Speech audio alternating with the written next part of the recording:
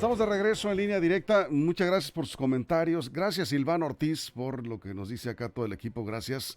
Y Miguel Ángel Guzmán está reportando, hemos encontrado por ahí algunos problemas de retrasos en el servicio de recolección de basura en varias rutas, en varias colonias.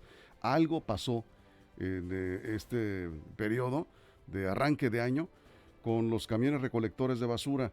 Vamos a ver qué nos dice el director de Servicios Públicos, Rodolfo Audelo. Nos han estado atendiendo todos los reportes, pero sí hay retrasos. En algunas colonias tienen varios días que no recogen la basura y no son pocas. En la colonia Siete Gotas la anotamos, la sumamos a la lista y lo pasamos de inmediato el reporte. Si ya tiene tiempo que no pasa el camión recolector. Checamos ese dato con el área de Servicios Públicos Municipales.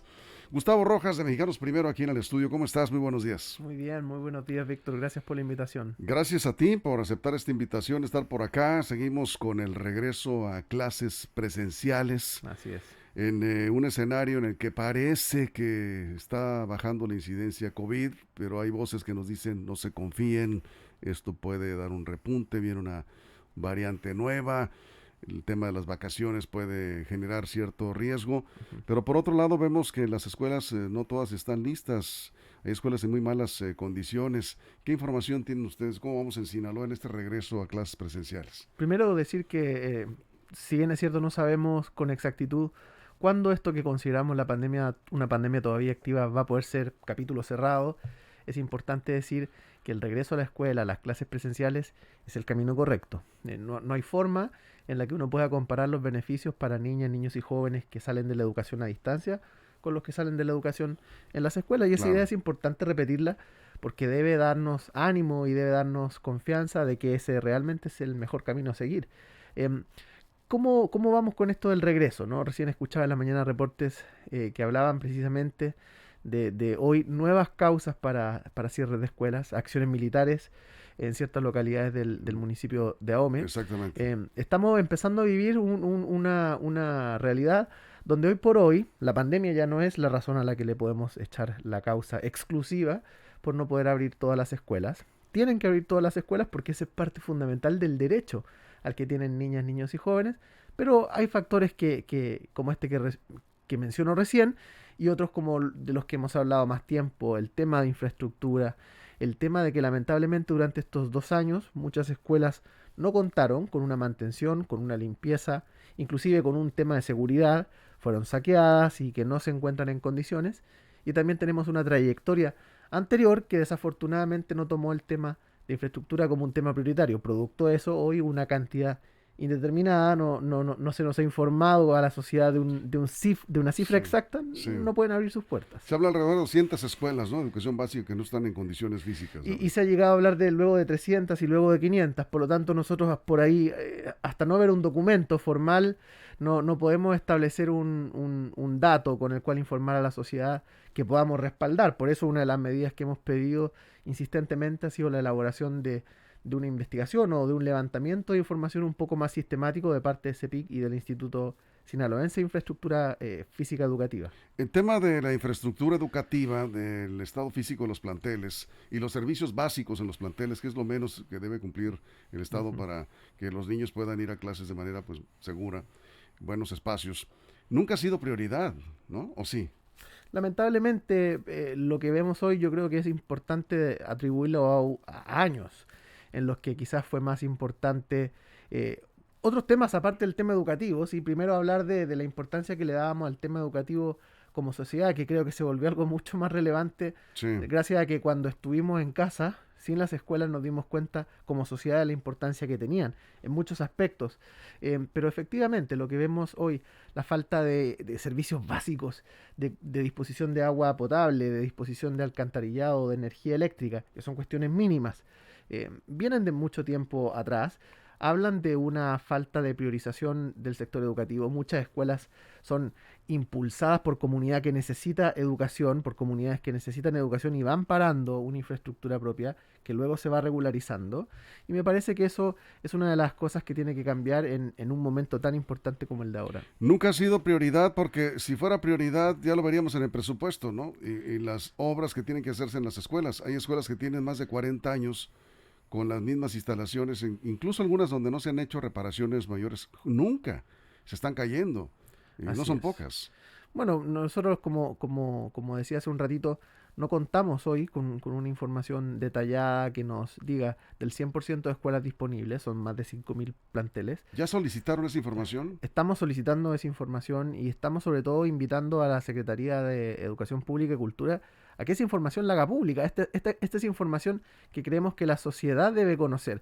Nosotros de hecho estamos proponiendo que cada escuela pudiera contar con una certificación que le permita a los docentes, a los estudiantes y a las familias conocer si esa escuela cuenta o no con ciertos requerimientos mínimos para Sí. volver ahora por un tema de seguridad sanitaria. ¿Ustedes creen que ni la CEPIC sabe dónde están esas escuelas? Porque una cosa es saber cuántas son y el número, como dices, es relativo. Se habla de 200, de 300, pueden ser más o pueden ser menos. Ujú. Pero la pregunta creo que hay que responder es dónde y en qué condiciones están cada una de estas escuelas, ¿no? Es correcto. Y Ustedes no esto lo saben. nosotros no lo sabemos y en general México, el país, no lo sabe porque no se hace un censo respecto a la realidad de las escuelas desde el año 2014. El último censo de maestros y escuelas de la educación básica se hizo en aquellos años. Desde esa fecha depende de cada entidad qué tipo de información levanta.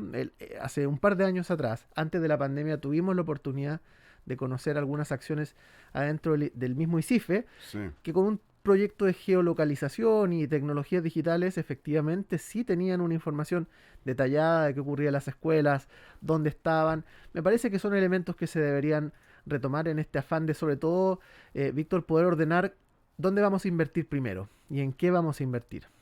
Eso es.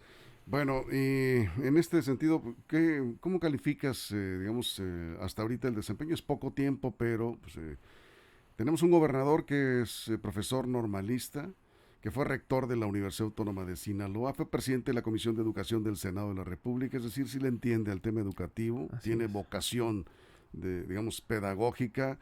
eh, Se puede esperar mucho más de un gobernador así, ¿no? Que alguien que no tiene, digamos, una experiencia en el sector educativo. ¿Cómo ves en este aspecto a la administración de Rubén Rocha en el tema educativo? ¿Ves una mayor preocupación? Vemos una preocupación en el gobernador desde antes de asumir su cargo como gobernador. Recordar que cuando él estuvo en el Senado fue uno de los agentes que vocalmente defendieron algo que hoy nosotros también defendemos, como lo es evitar la desaparición de componentes como la alimentación en las escuelas, como la jornada escolar completa, extendida, en el marco de la desaparición del programa de escuela de tiempo completo del presupuesto federal. Algo que ocurrió formalmente, esa clave presupuestal ya no existe, Sí. y que hoy estamos intentando evitar con algunos reacomodos dentro de otros programas federales. Me parece que ahí hay algunas demostraciones claras de un compromiso con lo educativo, pero que ciertamente tiene que saber dar un giro dejando lo político y realmente centrándonos en el aprendizaje. En el último tiempo hemos visto a la Secretaría de Educación Pública y Cultura, la CEPIC, principalmente enfrascada en resolver asuntos políticos que hablan de un conflicto con las secciones sindicales y que a nuestro juicio lo que hacen es alejar el foco de qué es lo que debe pasar en las escuelas y en las aulas sobre todo para reactivar los aprendizajes, que es la gran crisis silenciosa de la que poco se ha hablado hasta el momento. Y ahí llegas a un punto en el que yo pensaba preguntarte un poquito más adelante, pero bueno, Ujú. así son las entrevistas, ¿no? ¿Crees, consideras que el conflicto sindical en el sector educativo está desviando no solamente la atención, sino la implementación de los recursos donde realmente se necesita, que es en las escuelas? Ciertamente toda autoridad gubernamental a nivel federal o a nivel estatal tiene que tener una dimensión, una vida política, interactuar políticamente con actores relevantes. En este caso, los sindicatos son actores importantísimos en la discusión educativa y por lo tanto eso obviamente tiene que existir. Lo que nosotros decimos es que no puede ser la exclusiva prioridad o no puede ser la principal prioridad. Durante 2 años hemos hablado de grandes problemas que están surgiendo y que desafortunadamente desconocemos porque no tenemos diagnósticos, no tenemos evaluaciones, pero que este año como Mexicanos Primero Sinaloa esperamos poder producir y presentar a la sociedad. No nos estamos centrando en el aprendizaje, que es la gran complejidad que nos deja este tiempo sin clases presenciales. Por lo tanto, este foco en un conflicto político que, como todo conflicto, tiene dos partes, cada parte con su respectivo agenda de negociación, nos está alejando de lo que debería preocuparnos y ser la principal prioridad, que es cómo logramos que niñas, niños y jóvenes reactiven sus trayectorias de aprendizaje, vuelvan a las escuelas, puedan continuar estudiando y sobre todo que además los apoyemos en el tema socioemocional. Claro. Hemos visto recientemente algunos hechos muy desafortunados como esta aparente alza en casos de suicidio en jóvenes en el Estado. Eso Y es. esto debe llamarnos a la reflexión y debe ser una cuestión de cuidado, ¿no? Y en eso consideramos que el regresar a clases priorizando lo educativo por sobre lo político es fundamental. Ahora sí coincides en que lo que estamos viendo es un proceso en el que la CEPIC, el gobierno del estado, está tomando el control de la estructura de mando en el sector que tenía el sindicato, o no sé si todavía lo tiene en alguna parte. Y algunos consideran que eso es necesario para que realmente se dé un cambio a favor de la educación, a favor de los niños, de educación básica, de lo que estamos hablando. Mientras tenga el sindicato el control de la estructura de educación, pues esto no va a suceder porque pues, están principalmente protegiendo sus intereses personales. ¿Estás de acuerdo en eso? Sí, desde Mexicanos Primero hemos hecho una larga defensa desde hace ya bastantes años, no solo en Sinaloa, sino a nivel nacional, por velar por un sistema educativo libre de corrupción, libre de malas prácticas. Y esto básicamente, ¿cómo se define? Mirando a los marcos normativos vigentes, a la ley vigente y asegurándose, esta es la principal responsabilidad de los gobiernos a nivel nacional y a nivel local, que esa ley se cumpla. Y nos parece que en la medida en la que en un conflicto como este lo que está en discusión es hacer cumplir la ley, siempre por supuesto nosotros nos vamos a poner del lado de que estos conflictos se resuelvan privilegiando el Estado de Derecho y privilegiando sobre todo lo que mejor responda, lo que mejor garantice el derecho a aprender de niñas, niños y jóvenes. En este caso, el conflicto lo estamos monitoreando y lo que estamos viendo, en nuestra opinión, es efectivamente algo que no tiene que ver con lo educativo, Sí. que tiene que ver con lo político y donde nuestro llamado es a superar rápidamente lo que hoy los separa. Porque es importante mencionar que también los sindicatos tienen el legítimo rol, el legítimo papel de representar intereses de una profesión tan importante para la sociedad como lo es la profesión del Claro, ¿no? magisterio. Y en la defensa de sus derechos laborales, ¿no? Absolutamente. Pero punto, o sea, es eso nada más, o sea, el tema de lo laboral, Es, finalmente es el correcto. control político que ejercen los sindicatos que deciden a quién Así ponen, a es. quién quitan, a quién le dan las bases, a quién no, pues eso ya debe terminarse y hay una gran resistencia Es, ahí en eso, ¿no? es uno de los elementos que desde el 2013 en el país se viene intentando Sí, reconfigurar durante décadas. Se habló, se hizo investigación educativa respecto a la colonización sindical en las burocracias educativas en los estados. Me parece que es algo que importa, es una dimensión importante de poder modernizar el sistema educativo, pero por poner un ejemplo muy concreto, ¿no? Ayer escuchábamos a la secretaria Graciela Domínguez hablar de las complicaciones que le genera la toma que desde hace semanas sostiene el sindicato en educación básica, en instalaciones de educación básica, no permitiéndoles hacer uso básicamente de las oficinas, etcétera, ¿no? así Nos es. parece que ese tipo de complicaciones son hoy por hoy factores que no debiéramos estar Sí, poniendo como barrera para un trabajo que debiera ser unificado y en favor del aprendizaje de los niños. claro, todo lo demás debe seguir corriendo, ¿no? Antes no había estos conflictos, dicen algunos, porque había acuerdos con el sindicato. El sindicato tenía parcelas de poder que hoy le está negando el Estado. ¿Esto es bueno o esto es malo, finalmente? Vuelvo al punto del apego a la legalidad. Nosotros hemos podido dar seguimiento a los informes de la Auditoría Federal, que ha hecho un balance. Todos los años hacen un balance de distintos rubros de gasto y en el caso de Sinaloa los últimos dos ejercicios han dado como resultado que no se encuentran razones para dudar del uso razonable de los recursos y que las observaciones que se han levantado han podido ser aclaradas. Para nosotros ese es un indicador importante de cierta eficiencia interna. Hay una agenda de negociación constante entre los sindicatos y entre su patrón, ¿no? Y entre el gobierno del Estado.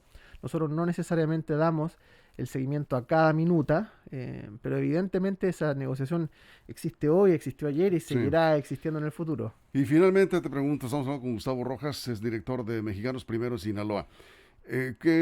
¿Han tenido ustedes facilidades en esta administración o han cambiado las cosas?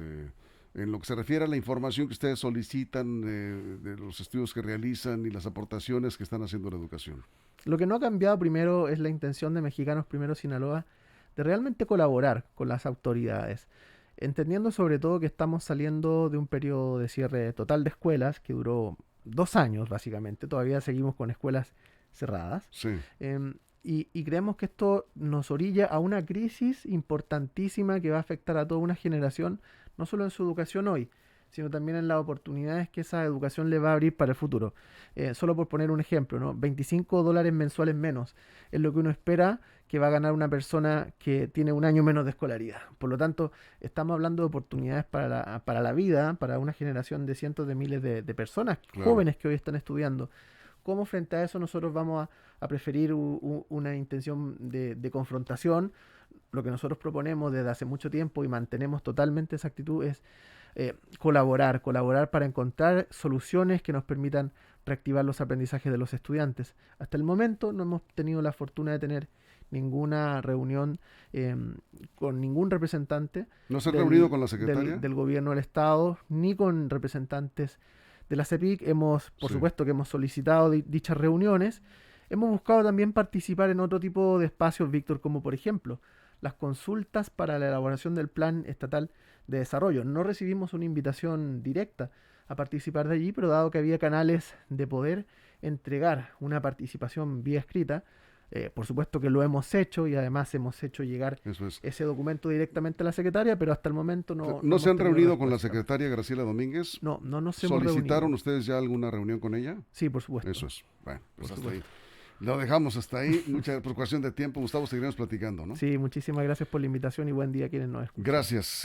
Gustavo Rojas, director de Mexicanos Primero Sinaloa. Son las 7:45. Vamos a una pausa y regresamos con más.